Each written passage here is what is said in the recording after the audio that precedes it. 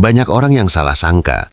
Mereka kira kalau sudah masuk umur 70 tahun ke atas, hidup itu ya cuma soal menunggu waktu, pasrah bergantung sama anak, atau sekedar menghabiskan sisa hari di depan TV. Tapi kalau kita mau jeli melihat sekeliling, kenyataannya ada sebagian lansia yang justru hidupnya mandiri banget, nggak pusing soal uang, dan hari-harinya terasa bermakna. Mereka ini tipe yang nggak suka mengeluh, nggak banyak menuntut ini itu ke orang lain, tapi juga nggak menyerah sama keadaan.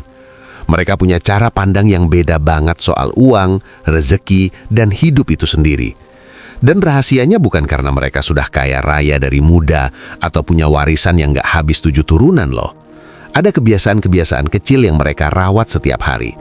Rahasia yang jarang diketahui orang, tapi diam-diam menjaga pintu rezeki mereka tetap terbuka. Inilah 5 hal yang bikin beberapa lansia tetap hidup berkecukupan di usia senja. Mungkin lewat cerita mereka, Tuhan mau kasih tahu kita kalau rezeki itu nggak kenal umur, dan keberkahan bisa datang dari mana saja. Rahasia pertama, mereka nggak takut untuk menolak bantuan yang sebenarnya nggak perlu. Di usia lanjut, godaan untuk jadi manja atau bergantung sama orang lain itu sering datang tanpa kita sadari. Banyak orang menawarkan bantuan dengan niat yang sangat baik, tapi nggak semua bantuan itu benar-benar dibutuhkan. Lansia yang dompetnya nggak pernah kosong, justru mereka yang tahu kapan harus bilang nggak usah. Mereka bisa membedakan mana bantuan yang memang darurat dan mana yang malah bikin mental mereka jadi lemah atau malas berusaha. Menolak itu bukan berarti mereka sombong atau keras kepala ya, justru itu cara paling halus untuk menjaga harga diri. Saat seseorang di usia 70-an masih mau jalan kaki ke pasar sendiri, nyeduh kopi atau teh sendiri, atau tetap teliti mengurus keuangannya sendiri tanpa sedikit-sedikit minta tolong, disitulah letak kekuatan aslinya. Rasa percaya diri mereka nggak luntur cuma karena umur, malah makin kuat karena mereka terbiasa mandiri. Semakin mereka merasa mampu, semakin terbuka jalur-jalur rezeki yang nggak kasat mata. Rezekinya mungkin nggak selalu besar, tapi selalu cukup dan datang di waktu yang tepat. Semesta itu kayak tahu mana jiwa yang memang pantas dibantu. Bukan mereka yang lemah dan pasrah, tapi mereka yang tetap teguh berusaha meski langkahnya sudah pelan. Ketika fisik sudah nggak sekuat dulu, kekuatan itu pindah ke niat dan keteguhan hati. Banyak dari mereka yang nggak pernah mengeluh walau hidupnya sederhana. Mereka tetap asyik menjahit baju sendiri, merawat tanaman hias di teras, atau sekedar bantu tetangga tanpa pamrih. Dari situlah uang datang. Kadang bukan dalam bentuk gaji bulanan, tapi dalam bentuk kebutuhan yang selalu tercukupi. Seolah dunia menjamin hidup mereka karena mereka sendiri nggak pernah menyerah. Semesta itu memberkati orang-orang yang tetap berusaha, bukan yang cuma menadahkan tangan.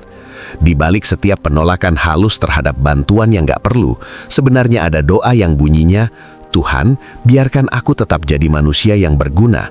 Itulah kunci pertama mereka. Rahasia kedua, mereka pintar menjaga pergaulan yang produktif. Di masa tua, banyak orang merasa kesepian. Anak-anak sudah sibuk dengan dunianya sendiri, rumah mulai sepi, dan rutinitas nggak lagi padat kayak dulu. Tapi, ada lansia yang justru tetap sibuk.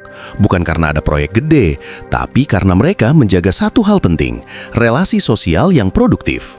Mereka nggak cuma kumpul-kumpul buat mengisi waktu atau sekedar ngerumpi, tapi membentuk jaringan kecil yang saling menguatkan.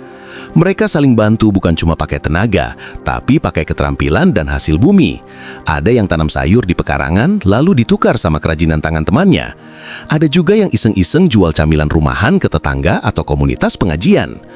Kegiatan ini bukan cuma soal menambah pemasukan, tapi menjaga semangat hidup mereka tetap menyala.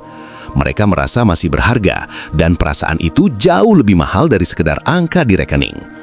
Yang menarik, lingkaran kecil ini seringkali ikatannya lebih kuat dari keluarga sendiri, karena mereka senasib sepenanggungan dan saling mengerti. Kalau ada yang sakit, yang lain sigap bantu. Kalau ada yang kekurangan, yang lain memberi tanpa hitung-hitungan. Di balik hubungan yang tulus inilah, rejeki sering datang dari arah yang gak terduga.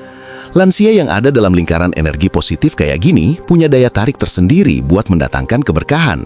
Mereka nggak merasa sendirian di dunia ini. Dan saat hati merasa cukup, kelimpahan itu lebih mudah mengalir. Kadang bukan karena mereka sibuk cari uang, tapi karena mereka memang layak menerimanya. Teman yang baik itu lebih berharga dari uang, tapi uniknya merekalah yang sering membawa uang masuk. Inilah salah satu rahasia kenapa mereka nggak pernah kekurangan meski sudah nggak lagi muda. Rahasia ketiga, mereka punya rutinitas sedekah kecil tapi konsisten. Ada satu kebiasaan sederhana yang diam-diam menjaga hidup para lansia ini tetap makmur. Mereka itu rajin berbagi walau jumlahnya kecil, bukan karena mereka punya banyak simpanan, tapi karena mereka paham kalau memberi itu bukan soal berapa nominalnya, tapi soal keikhlasannya. Uang 1.000 atau 2.000 rupiah yang disisihkan tiap hari bisa jadi jauh lebih bermakna daripada uang 1 juta yang cuma dikasih sekali setahun. Ada cerita tentang seorang nenek di sebuah desa yang tiap pagi selalu menyisihkan sedikit uang dari hasil jualan kecil-kecilannya. Kadang dari jual kue, kadang dari jual daun pisang. Uang itu nggak pernah dia tabung buat dirinya sendiri, tapi ditaruh di amplop kecil buat dikasih ke anak yatim atau tetangga yang lagi kesusahan. Aneh tapi nyata, nenek ini nggak pernah kekurangan. Makanannya selalu ada, kebutuhannya selalu terpenuhi, bahkan dia jarang banget sakit. Kebiasaan ini mungkin nggak bikin dia jadi miliarder, tapi bikin hidupnya damai luar biasa. Dia nggak pusing mikirin masa depan, karena dia percaya setiap pemberian kecilnya adalah tabungan rezeki yang pasti bakal kembali lewat jalan mana saja. Hatinya ringan, pikirannya jernih. Dari ketenangan itulah muncul ketajaman untuk melihat peluang dan mengelola uang dengan bijak.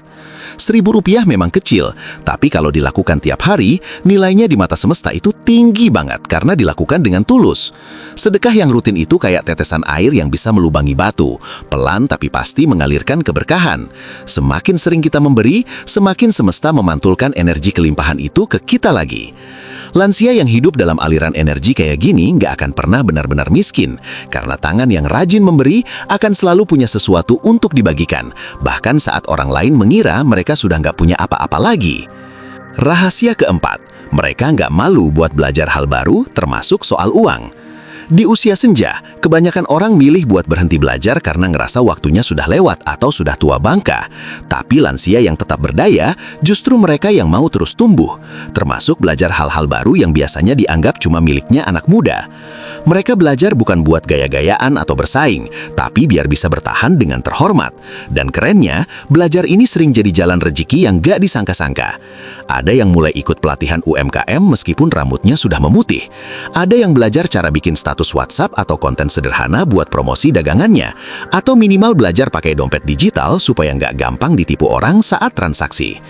Ilmu-ilmu kecil ini efeknya besar banget. Mereka jadi nggak gampang dibohongi, tahu cara ngatur uang sendiri, dan tetap aktif tanpa harus merepotkan orang lain. Belajar di masa tua itu beda sama pas kita masih muda. Nggak ada ambisi buat pamer. Yang ada cuma niat tulus buat jaga kemandirian. Karena nggak ada nafsu buat cari pujian, ilmunya jadi lebih gampang masuk dan berkah. Hati mereka lebih lapang, jadi pelajaran baru itu rasanya seger, bukan jadi beban. Banyak lansia yang akhirnya malah dapat rezeki tambahan karena keberanian mereka buat belajar ini. Ada yang sukses jualan makanan lewat grup WA, atau berhasil menghindari penipuan investasi karena mereka tahu dasarnya. Semua itu berawal dari keberanian mengakui kalau mereka belum tahu tapi mau belajar. Ilmu baru itu bukan cuma jatah anak muda. Justru di usia tua, belajar itu membuka saluran rezeki yang lebih bersih dari nafsu. Lansia yang hidupnya cukup dan damai biasanya adalah mereka yang gak pernah berhenti bertumbuh dengan rendah hati. Rahasia kelima, mereka menganggap uang itu cuma alat, bukan tujuan hidup. Ada lansia yang kalau kita lihat penampilannya biasa saja, bajunya sederhana, rumahnya kecil, tapi auranya tenang banget dan hatinya kelihatan lapang. Dia nggak sibuk ngejar-ngejar uang, tapi uang seolah tahu jalan buat datang ke dia. Rahasianya simpel, cara pandang mereka. Bagi mereka, uang itu cuma alat, bukan tujuan utama hidup. Pas seseorang di usia tua sudah nggak lagi diperbudak sama keinginan macam-macam, dia jadi bisa membedakan mana yang benar-benar kebutuhan dan mana yang cuma keinginan sesaat.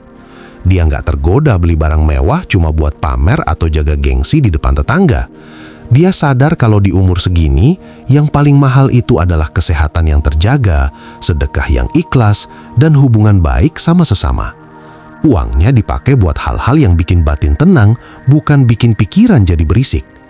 Lansia kayak gini nggak akan hitung-hitungan kalau soal bantu orang, tapi mereka sangat teliti dalam belanja. Mereka lebih milih beli makanan sehat daripada yang mewah, lebih milih memberi daripada numpuk harta berlebihan, dan lebih senang lihat orang lain senyum karena bantuannya. Dari situlah kekayaan sejati muncul, bukan dalam bentuk saldo bank yang digitnya banyak, tapi dalam hidup yang selalu terasa cukup tiap hari. Ketenangan mereka inilah yang bikin Rizky betah mampir. Nggak ada rasa gelisah yang menyumbat aliran berkah. Mereka nggak iri sama yang lebih muda, nggak menyesali masa lalu, dan nggak cemas soal hari esok. Hati yang damai itu adalah ladang paling subur buat keberkahan, dan keberkahan itulah yang menjaga mereka tetap tercukupi. Orang tua yang damai seringkali jauh lebih kaya daripada yang muda, tapi selalu gelisah, karena kekayaan terbesar itu adalah hati yang tahu kapan harus merasa cukup dan pikiran yang nggak dikendalikan sama keinginan yang nggak ada habisnya. Usia itu sebenarnya bukan penghalang buat tetap hidup layak dan berkecukupan.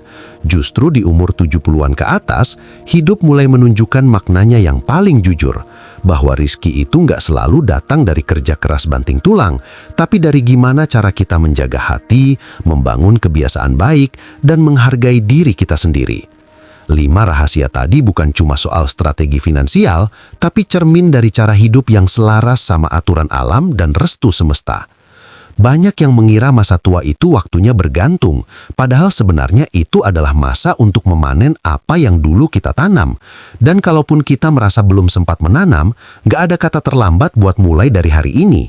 Sekecil apapun langkahnya, kalau niatnya sungguh-sungguh, bahkan di usia lanjut pun pintu rezeki bisa terbuka lebih lebar daripada mereka yang masih muda tapi penuh keraguan. Semesta itu selalu berpihak sama jiwa-jiwa yang berani hidup punya prinsip, gak gampang menyerah meski usia bertambah, dan tetap mau berbagi walau dalam kekurangan. Kalau semangat kita masih menyala dan niat kita tetap hidup, rizki bakal terus datang. Mungkin gak selalu berlimpah ruah, tapi akan selalu cukup. Dan di dalam kata cukup itulah sebenarnya tersimpan ketenangan yang selama ini dicari-cari oleh semua orang.